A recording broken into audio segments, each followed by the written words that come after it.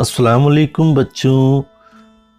आज हम शुरू करने वाले हैं 7th स्टैंडर्ड यानी 7वीं जमात का चैप्टर नंबर 14 या सबक नंबर 14।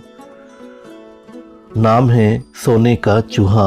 ये एक मशहूर कहानी है और बेहद दिलचस्प भी है और इसके साथ ही मोटिवेशन वाली कहानी है जो हमें आगे बढ़ने के लिए मोटिवेट करती है।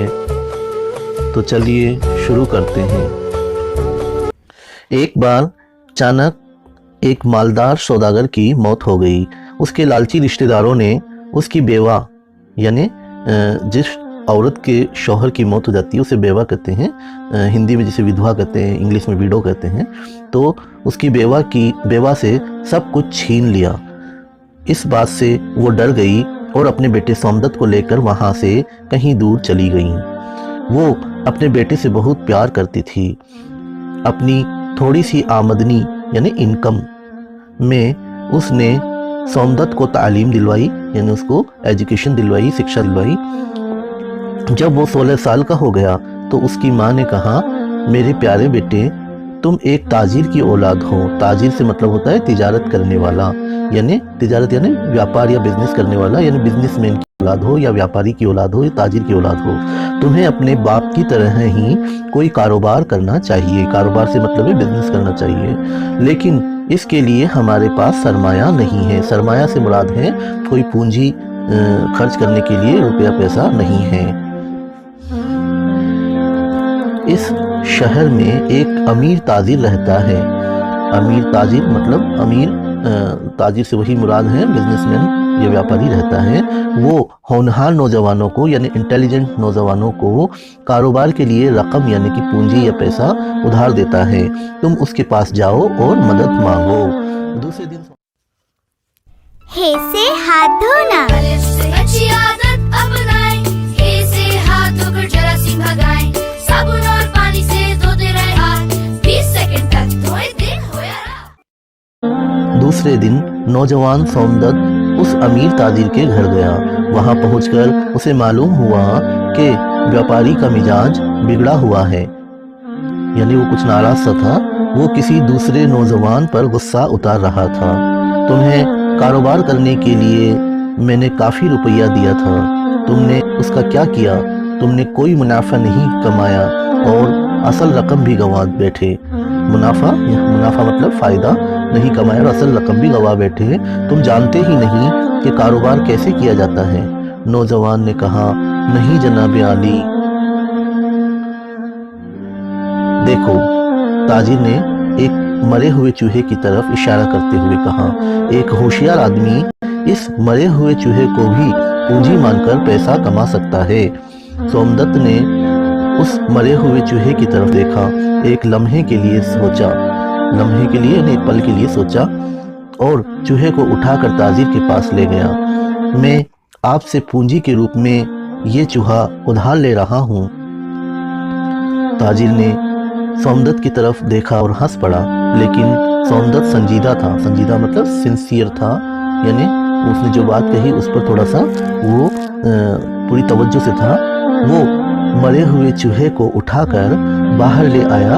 जब वो चूहे को लेकर जा रहा था तो एक ताजिर ने यानी एक बिजनेसमैन व्यापारी ने अपनी दुकान से आवाज़ लगाई, ऐ नौजवान, चूहे को फेंकना मत, मेरी बिल्ली को दे दो, वो भूखी है।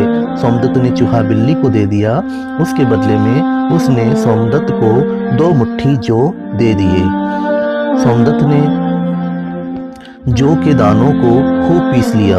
उसके बाद एक घड़े में पानी भरकर एक चौराहे पर जा बैठा। वहाँ उसने बहुत से लकड़हारों को जंगल से लकड़ियाँ लाते हुए देखा। वो बहुत थके हुए थे। सोमदत्त ने उन्हें पिसा हुआ जौ और पानी दिया। लकड़हारे बहुत खुश हुए। हर एक ने उसे 2-2 लकड़ियाँ दी। सोमदत्त ने ये लकड़ियाँ बाजार में बेच दी। उनके बेचने से जो पैसे मिले उनसे इनके बेचने से जो पैसे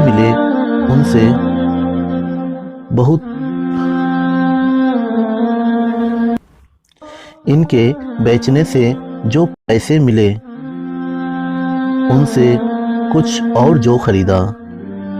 दूसरे दिन सोमदत्त फिर चौराहे पर जाकर बैठ गया। लकड़हारों को पिसा हुआ जौ और पानी देने लगा। उन्होंने फिर बदले में लकड़ियां दी। ये लकड़ियां भी उसने बाजार में जाकर बेच दी। कई दिन सोमदत्त ने लकड़ियां बेच कर काफी पैसा जमा कर लिया और वो लकड़ियों का छोटा सा कारोबार करने लगा। बरसात शुरू हो गई। शहर में ईंधन की कमी हो गई और लकड़ियों की कीमत बढ़ गई। सोमदत्त ने लकड़ियां अच्छे दामों में बेच दी। इस पैसे से उसने एक दुकान खोल ली। अपनी होशियारी और मेहनत से वो कारोबार में तेजी से तरक्की करता गया। कुछ ही सालों में उसका शुमार यानी उसकी गिनती शहर के अमीर ताजिरों में होने लगी। लेकिन वो उस अमीर ताजिर को नहीं भूला जिससे उसने मरा हुआ चूहा लिया था। एक दिन उसने सोने का चूहा बनवाया उस ताजिर से और उस ताजिर से मिलने गया। मैं आपका बहुत एहसानमंद हूँ सेठ जी, उसने सर झुकाकर कहा। आपने मुझे राह दिखाई। ये कहकर उसने सोने का चूहा ताजिर को दे दिया। ताजिर ने हैरत से कहा, ये क्या है? क्या मैंने तुम्हें कुछ उधार दिया था? तो उसने कहा, जी हाँ, आपने मुझे एक मरा हुआ चूहा उधार दिया था। सोमदत्त ने ताजिर को सारी कहानी सुनाई। ताजिर सोमदत्त की कहानी सुनकर बहुत खुश हुआ और इतना मुतासिर मतलब असर में आया या प्रभावित हुआ कि उसने अपनी लड़की की शादी सोमदत्त से कर दी। सोमदत्त अपनी बीवी और माँ के साथ ऐशो आराम से रहने लगा।